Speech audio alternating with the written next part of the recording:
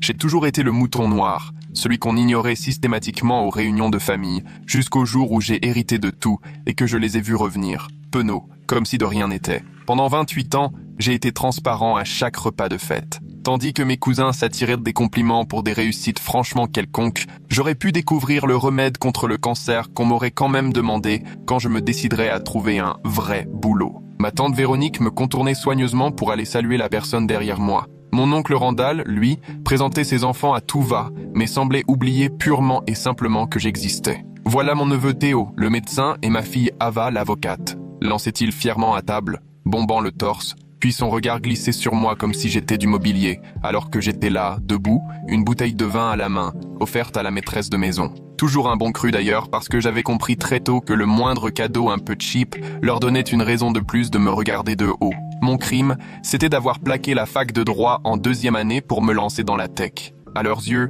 j'étais le raté qui avait gâché un avenir brillant pour aller jouer avec des ordinateurs. Que ma boîte, Cloud Sync Solutions, cartonne et génère 7 chiffres par an, ça ne comptait tout simplement pas pour eux. Je n'étais ni avocat, ni médecin, ni banquier, donc je n'existais pas dans leur petit monde bien rangé. Quinn traverse une phase, lançait ma mère à ceux qui s'étonnèrent de ne pas me voir au repas. Il finira bien par revenir à la raison et reprendre ses études de droit. Elle disait ça 7 ans après que j'avais décroché mon premier contrat à $1 million. J'ai arrêté de faire des efforts après mon diplôme universitaire. J'avais bouclé un master d'informatique en bossant à plein temps, en gardant 20 de moyenne malgré des semaines de 60 heures entre ma start-up et les cours. Quand j'ai partagé la nouvelle sur le groupe familial, photo de remise de diplôme à l'appui, silence absolu. 3 jours sans le moindre mot. Pendant ce temps, quand mon cousin Finn a été promu assistant manager dans un café, payé 12 € de l'heure, il a eu droit à 47 messages de félicitations, 3 dîners et un cadeau collectif, une montre en or pour le businessman de la famille. L'ironie me sautait aux yeux. À ce moment-là, j'avais déjà 15 salariés. Au réveillon de Noël, on me casait à la table des enfants, alors que j'avais 28 ans et que j'étais plus âgé que la moitié des adultes présents. Ma place, toujours la même, entre mon cousin de 7 ans et la chaise haute. Au mariage, je n'apparaissais même pas sur les photos de famille. On me demandait littéralement de m'écarter pour faire la photo de la famille, comme si on venait de m'effacer de l'arbre généalogique. « Tu peux nous prendre en photo ?» me lançaient-ils, me refilant leur téléphone comme si j'étais le photographe de service. Ils parlaient de moi à la 3e personne alors que j'étais là, bière à la main, à me demander pourquoi j'avais fait 3 heures de route pour me faire traiter comme un fantôme. « Il devient quoi, Quinn ?» demandait tante Véronique à ma mère, alors que j'étais assis à 1 mètre d'elle, à la même table. « Oh, il fait toujours son truc d'ordinateur », répondait maman, l'air de s'en moquer, en agitant la main pour chasser cette question comme on chasse une mouche. « Il bidouille des sites internet, un truc comme ça ?» Mon truc de site internet venait de signer avec un client du CAC 40, mais pourquoi laisser la vérité gâcher une belle histoire? Et moi, j'y retournais quand même, avec l'espoir ridicule qu'un jour, tout ça changerait, qu'il s'intéresserait à ma vie, qu'il finirait par me donner ma place. Ce jour n'est jamais venu. Puis grand-mère Iris est partie. J'étais le seul à lui rendre visite chaque semaine. À Sunset Manor, une énorme maison de retraite qui sentait le désinfectant et les espoirs envolés. Tous les mardis, à 18h, je passais les portes avec une petite glacière remplie de cookies maison aux pépites de chocolat, sa recette préférée, celle qu'elle m'avait apprise quand j'avais 12 ans et que je passais mes étés chez elle. Les aides-soignantes me connaissaient par mon prénom. « Quinn est là pour Madame Patterson », annonçaient-elles au micro, et on sentait la sincérité dans leur voix. Elles prenaient des nouvelles de ma boîte, se souvenaient de détails de ma vie que même mes parents ignoraient. Le reste de la famille, eux, voyaient grand-mère Iris comme une case à cocher. Tante Véronique n'est venue que 2 fois en 5 ans, et à chaque fois, c'était pour parler du testament. Oncle Randall envoyait des fleurs pour l'anniversaire, mais il ne savait même plus qui étaient ses petits-enfants quand elle l'appelait. « Raconte-moi encore comment tu as créé ta société », me demandait-elle en déplaçant ses pièces d'échecs de ses mains ridées, mais étonnamment précises. « Ton histoire de nuage, là. » Et je lui expliquais tout, la chasse aux clients, les serveurs, les projets mobiles. Elle me regardait avec des yeux vraiment intéressés, posant des questions qui prouvaient qu'elle écoutait, qu'elle comprenait. « Tu sais, » disait-elle en s'appuyant dans son fauteuil pendant que j'installais l'échiquier. « J'ai monté l'entreprise familiale du bâtiment à partir de rien en 1952, avec ton grand-père et une vieille camionnette. On disait qu'une femme ne pouvait pas diriger une boîte de BTP. » Elle souriait d'un air malicieux. « Je crois que j'ai prouvé le contraire, non ? J'ai gagné plus que tous leurs maris réunis. Ces histoires, elle ne les racontait qu'à moi. Au repas de famille, elle restait discrète, en retrait, pendant que les autres s'écoutèrent parler. Mais avec moi, elle refaisait le film de ses débuts, des galères, du plaisir d'avoir fait mentir les sceptiques. Tu me rappelles moi à ton âge, me disait-elle en m'enlevant mon fou. Trop borné pour lâcher l'affaire, trop malin pour échouer. Elle a gardé toute sa tête jusqu'au bout, se rappelant de détails de ma boîte que mes parents n'ont jamais pris la peine de retenir. Quand j'ai décroché mon plus gros contrat, un deal de 3 ans à 2,4 millions d'euros, elle a été la seule à saisir ce que ça représentait. Voilà de quoi bâtir un empire, a-t-elle dit en me serrant la main avec une énergie incroyable. Ne laisse jamais personne te dire le contraire. Quand elle s'est partie, c'est ma main qu'elle serrait dans la sienne. Le reste de la famille était à la fête de fiançailles de Théo. Une invitation que je n'avais même pas reçue, alors que j'habitais à 2 pas et que la réception se tenait au Country Club. Celui-là même où j'avais aidé Théo à devenir membre grâce à un contact professionnel. J'ai appris la nouvelle de sa mort via un simple texto de ma mère. Maman est décédée cet après-midi. Détail des obsèques à venir. Pas d'appel, pas un mot personnel. Juste un message groupé, comme si elle annonçait un changement de programme. Quand l'avocat a téléphoné pour la lecture du testament, j'ai bien failli décliner. Un énième rendez-vous familial où j'allais jouer les figurants,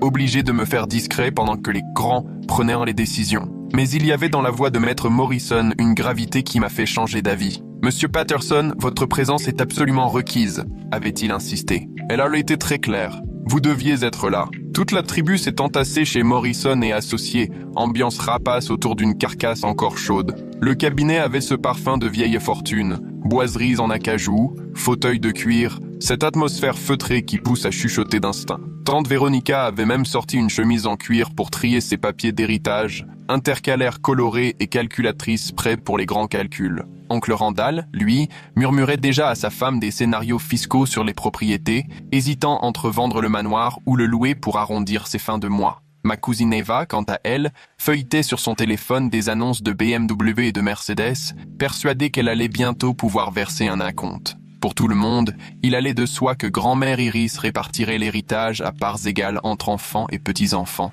La fortune frôlait les 21 millions de dollars. Le manoir victorien valait 2,3 millions, les portefeuilles d'investissement affichaient 4,1 millions et l'entreprise familiale de construction dépassait les 12 millions. Même en 12, chacun repartirait avec un joli pactole. Je me suis installé dans mon coin habituel, aussi transparent qu'à l'accoutumée, aller regarder se partager un magot qui n'était pas encore le leur, tout en jouant la comédie du chagrin pour la femme qui venait tout juste de leur permettre d'y accéder. Maître Morrison a pris la parole, voix rôdée, un brin cérémoniel. Moi, Iris Elizabeth Patterson, saine de corps et d'esprit, déclare que ceci est mon testament. S'ensuivit le laïus habituel. Révocation des anciens testaments, nomination des exécuteurs, tout ce formalisme qui fait vivre les avocats et mine les familles. Puis le moment tant attendu est arrivé. À ma chère famille, je lègue exactement ce que vous m'avez offert durant mes dernières années. Un brouhaha incrédule a traversé la salle. Tante Véronica a stoppé net ses prises de notes. Oncle Randall a relevé la tête de ses calculs.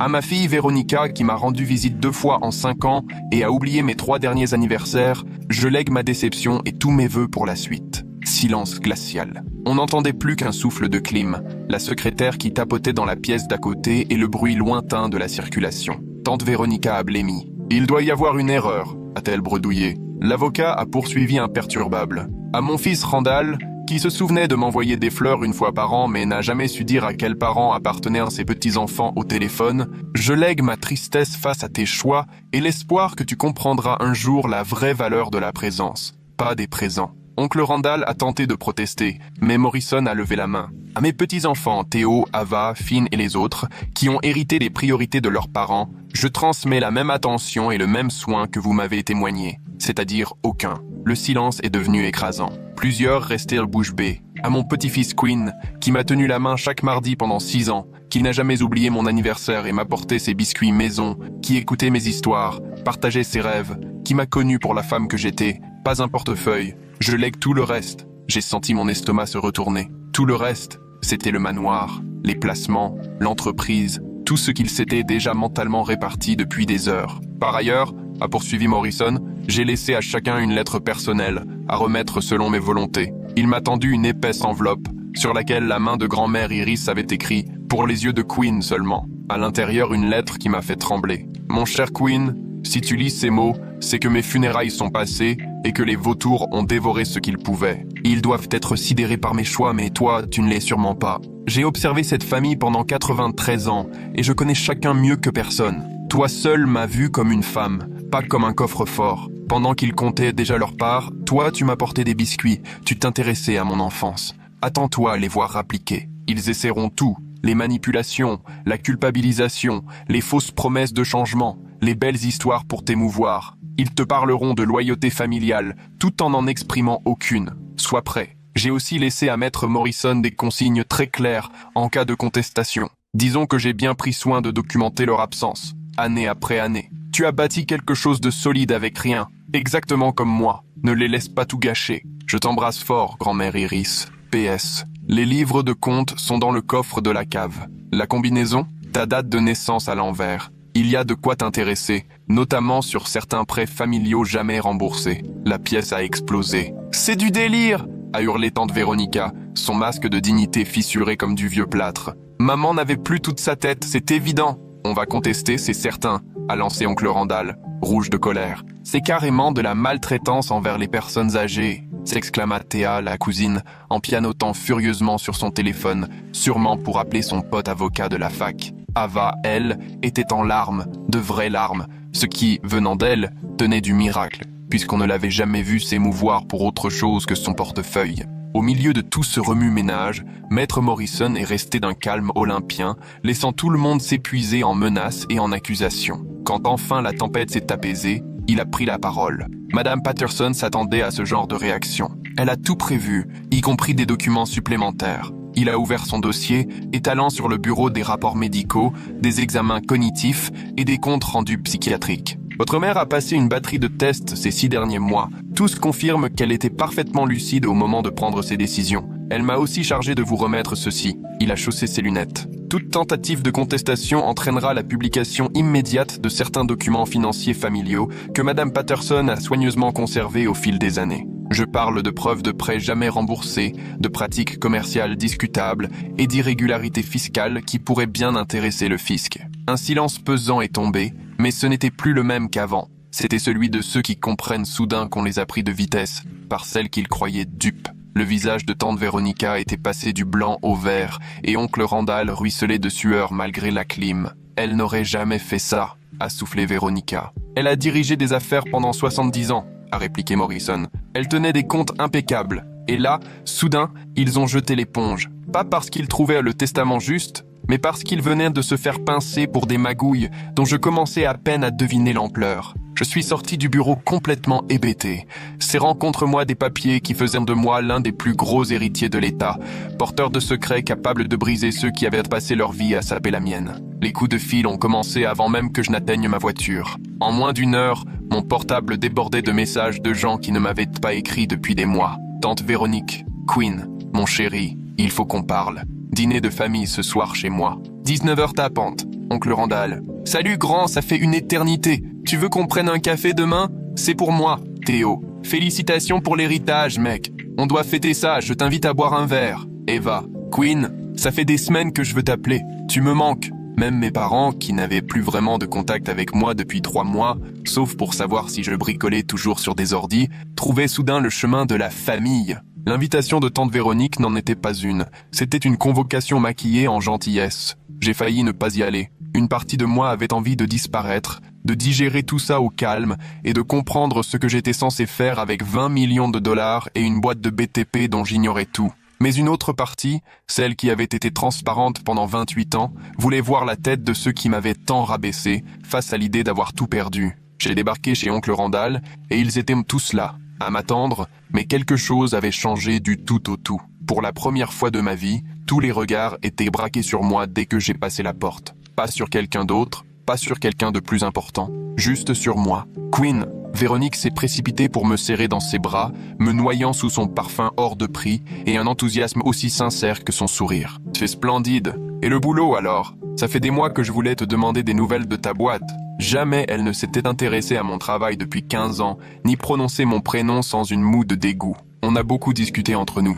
annonça oncle Randall en m'invitant à la place d'honneur, celle à la table où je n'avais jamais eu droit, même quand j'étais le seul à me pointer aux anniversaires. Le siège du chef, là où s'asseyait d'habitude le patron de la famille. Pendant 28 ans, j'avais mangé à côté, sur le coin du plan de travail ou sur des chaises de fortune. Et maintenant, on m'installait en patriarche, comme un roi qui rentre chez lui. On est tellement fiers de toi. lança Randall en tirant la chaise avec une solennité ridicule. Théo, lui, hochait la tête avec un enthousiasme suspect, son ton condescendant habituel remplacé par une admiration mal à l'aise. Je racontais justement qu'enfant, tu étais déjà un as. Tu te souviens de ce jour où tu as monté un ordi tout seul? J'ai toujours su que tu réussirais. Je l'ai regardé droit dans les yeux. Tu avais dit que c'était débile et tu l'as cassé exprès. Son sourire a vacillé une seconde, puis il s'est ressaisi. Les gamins, hein, on ne comprenait pas le génie à l'époque. Cette réécriture du passé était hallucinante. Soudain, chacun se rappelait m'avoir soutenu. Chaque blessure devenait un encouragement.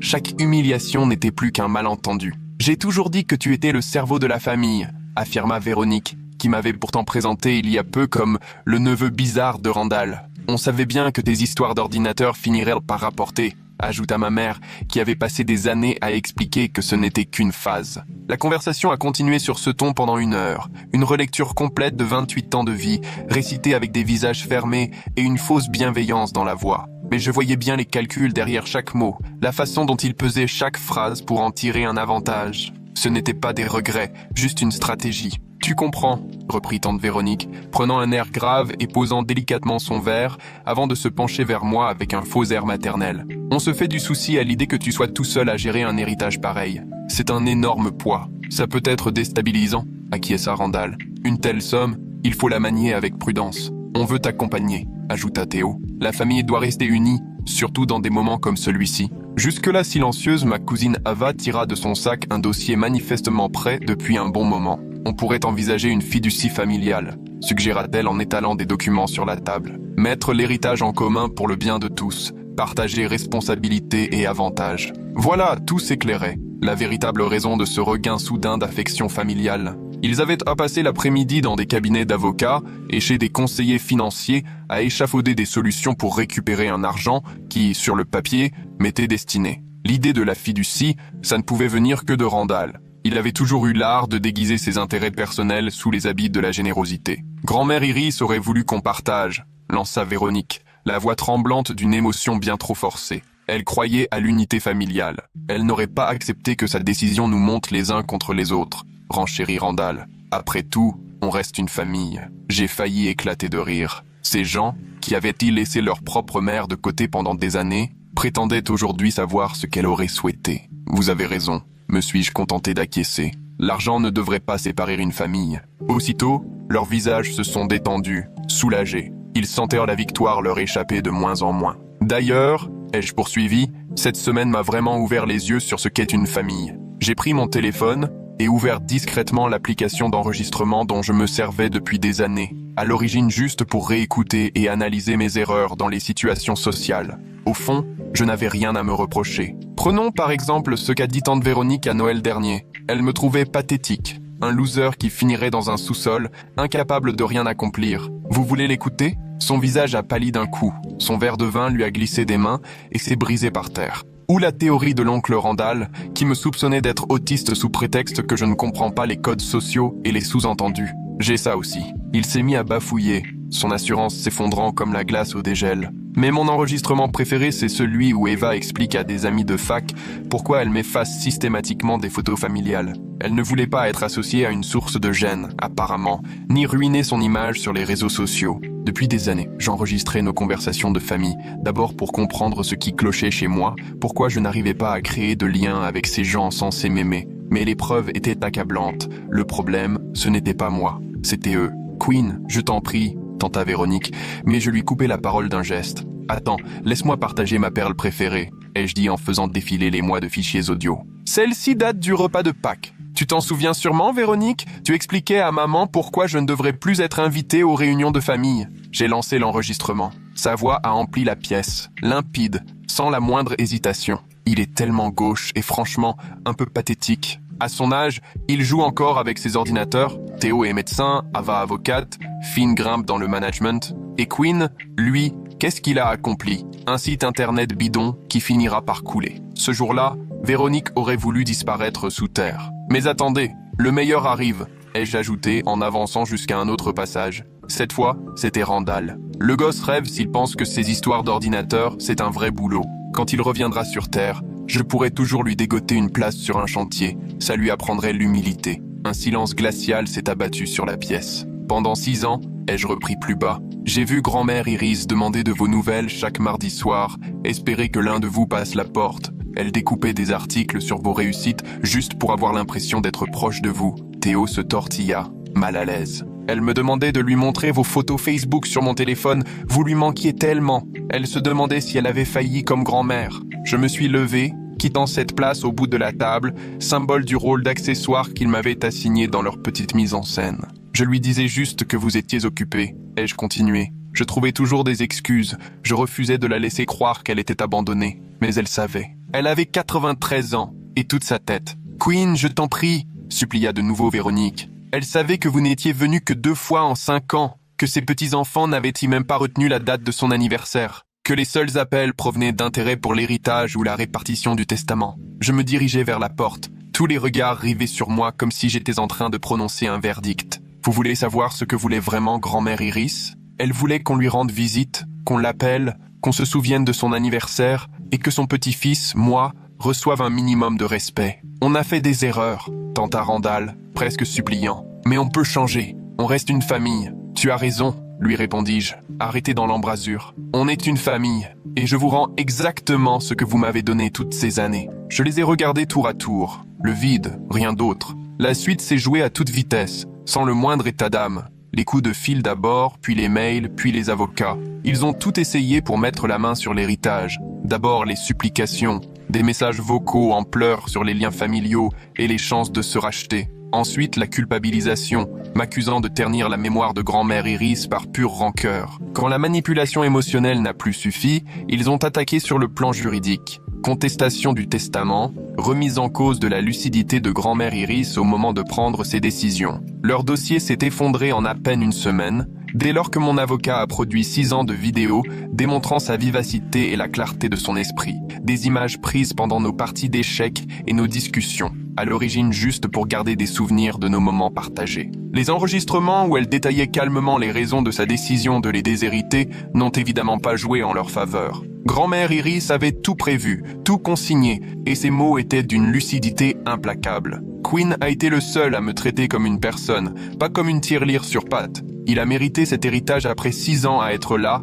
vraiment présent et attentionné. Les autres, eux, n'avaient qu'à se débrouiller comme lui. Ensuite, ils ont essayé de faire croire que je l'avais manipulé, que je l'avais monté contre ses propres enfants, en abusant de mon influence. Mais tout ça s'est écroulé quand le personnel de l'EHPAD a confirmé que je venais toutes les semaines, alors que le reste de la famille brillait par son absence. Le témoignage de l'infirmière-chef a été particulièrement accablant. En 6 ans, Monsieur Quinn n'a jamais raté une seule visite du mardi. Madame Patterson était excitée comme une puce dès le lundi soir. Elle nous demandait toujours si, à notre avis, Quinn amènerait des biscuits cette fois. Le reste de la famille, on les voyait à peine 2 fois par an, souvent à Noël ou pour signer des papiers. 3 mois après la lecture du testament, tous les recours avaient été vidés. L'héritage était définitivement à moi. C'est là que les vraies conséquences ont commencé à tomber. Tante Véronica a perdu sa maison. Elle vivait au-dessus de ses moyens depuis des années, persuadée que l'héritage viendrait tout éponger. Quand l'argent n'est jamais arrivé, tout s'est effondré d'un coup. Les factures et les dettes lui sont tombées dessus en même temps. L'avis de saisie a été affiché un mardi,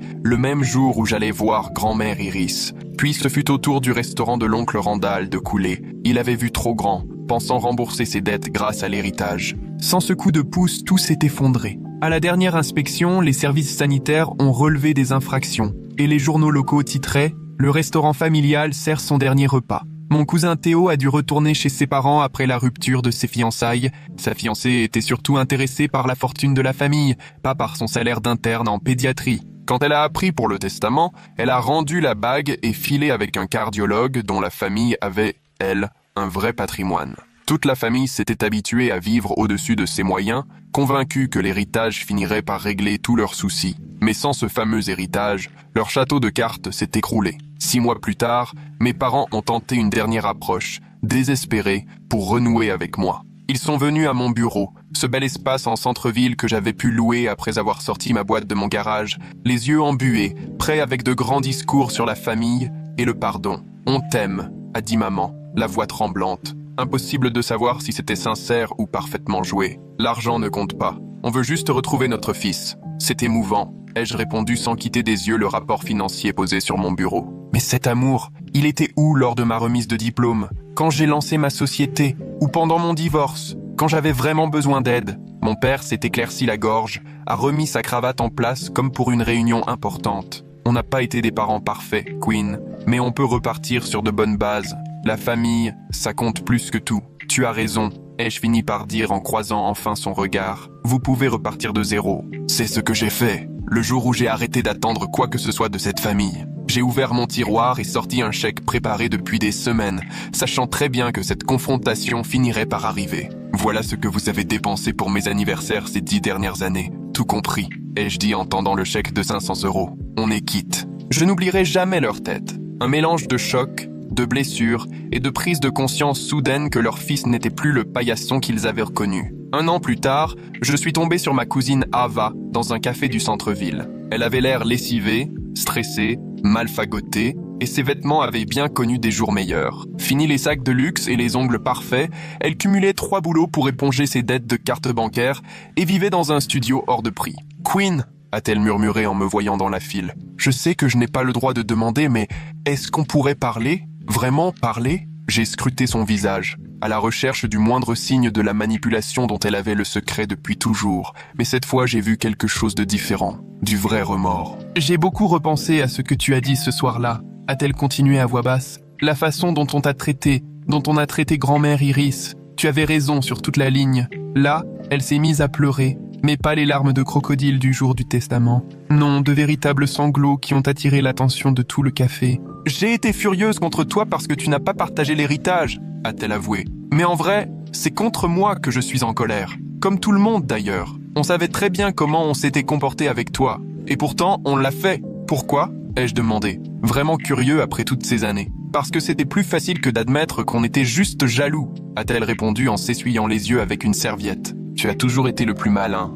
le plus déterminé, le plus honnête. Tu as construit quelque chose de solide pendant qu'on se reposait sur les acquis familiaux. Et au lieu de t'en féliciter, on t'a enfoncé pour ça. Pour la première fois de ma vie, un membre de la famille reconnaissait franchement ses torts, sans détour, sans excuse, sans minimiser, juste la vérité, pure et dure. « Je n'attends pas que tu me pardonnes, » a-t-elle dit, « et je ne te demande pas d'argent. Je voulais juste que tu saches que certains d'entre nous ont enfin compris ce qu'on a perdu. » Je lui ai offert un café, un geste simple mais sincère. On s'est installé au fond du café et on a parlé pendant 2 heures. Elle m'a raconté comment elle avait perdu son boulot dans un cabinet d'avocats, toutes les dettes accumulées pour maintenir un train de vie bien au-dessus de ses moyens, les amis disparus dès que sa situation a changé. « J'apprends ce que tu as toujours su, » m'a-t-elle confié, « que seules comptent les choses qu'on construit soi-même. » 6 mois plus tard, Eva a été la seule de la famille à être invitée à mon mariage. Elle n'a rien demandé, à part la chance d'être, enfin, une vraie cousine. Elle m'a soutenu pour organiser la réception et a pris la parole pour dire à quel point elle était fière de l'homme que j'étais devenu, malgré l'attitude du reste de la famille, sans jamais glisser un mot sur l'argent, l'héritage ou les rancœurs du passé. Les autres membres de la famille ont découvert les photos du mariage sur les réseaux sociaux. Oncle Randall a laissé un commentaire de félicitations, en profitant pour mentionner au passage qu'il traversait une mauvaise passe financière. Je l'ai supprimé sans répondre. Mon cousin Théo, lui, m'a envoyé un long message privé pour m'assurer qu'il m'avait toujours soutenu et qu'il espérait qu'on pourrait renouer. J'ai lu son message une fois, puis je l'ai rangé sans rien dire. Quant à mes parents, ils n'ont pas cherché à me joindre, ce qui, au fond, était sans doute préférable. Aujourd'hui, 3 ans plus tard, je dirige une fondation à but non lucratif, baptisée du nom de Grand-mère Iris, qui finance l'accès à l'éducation technologique pour des enfants défavorisés, qui me rappelle l'enfant que j'étais à leur âge. Curieux, déterminé, mais livré à lui-même, sans soutien ni moyens. L'entreprise de BTP a poursuivi son développement sur 3 nouveaux marchés grâce à une gestion sérieuse. Je l'ai gardé non pas par besoin d'argent, mais parce que grand-mère Iris l'avait bâti seule et que je refusais de laisser disparaître ce qu'elle avait créé. Le manoir, lui, est devenu un centre communautaire qui propose des activités après l'école, des formations et des ateliers pour ceux qui veulent entreprendre. Une plaque orne désormais l'entrée. Centre communautaire Iris Patterson. Ici, chacun a sa place. Il m'arrive de me demander si j'aurais dû être plus clément, leur tendre la main, partager ce que j'avais, tenter de recoller les morceaux. Puis je me souviens de ces mardis soirs passés à tenir la main de grand-mère Iris, à l'écouter se demander pourquoi sa famille l'avait laissé tomber, et je me dis que j'ai fait ce qu'il fallait. Il y a des choses qui ne s'achètent pas, et le pardon en fait partie. Ça se mérite, par les actes, la constance, la vraie présence, pas par des mots ou de beaux cadeaux. Après 28 ans à rester invisible, j'ai compris que ma présence était précieuse, et que c'est à l'autre de la mériter, pas de la réclamer. Le mouton noir ne reste pas forcément dans le troupeau. Parfois, il trouve mieux ailleurs. Ou alors, il se construit sa propre famille.